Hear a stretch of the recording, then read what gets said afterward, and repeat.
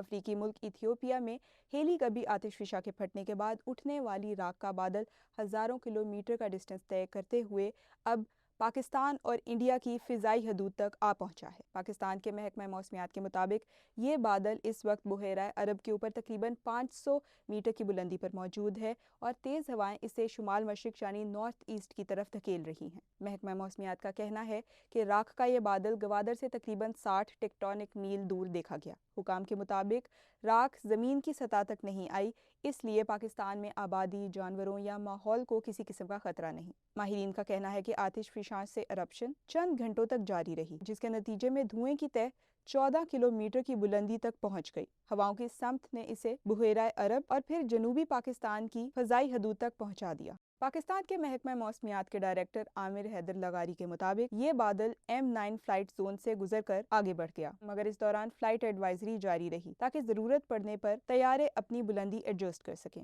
دوسری طرف انڈیا کی موسمیاتی ایجنسیوں کے مطابق اس بادل کی گجرات میں داخل ہونے کی اطلاعات ہیں۔ ساتھ یہ بھی بتایا جا رہا ہے کہ یہ بادل 100 سے 120 کلومیٹر فی گھنٹہ کی رفتار سے دلی، راجستھان، شمال مغربی مہاراشٹر، ہریانہ اور پنجاب کی جانب بڑھ رہا ہے۔ انڈین حکام کے مطابق راکھ کا یہ بادل 15,000 سے 45,000 فٹ کی بلندی تک پھیلا ہوا ہے اور اس میں آتش فشاں کی راکھ، سلفر ڈائی آکسائیڈ اور چھوٹے پتھریلے ذرات شامل ہو سکتے ہیں۔ انہوں نے یہ بھی بتایا کہ اس سے فضائی سفر متاثر ہو سکتا ہے، جس کے باعث کئی پروازیں منسوخ یا تاخیر کا شکار ہو سکتی ہیں۔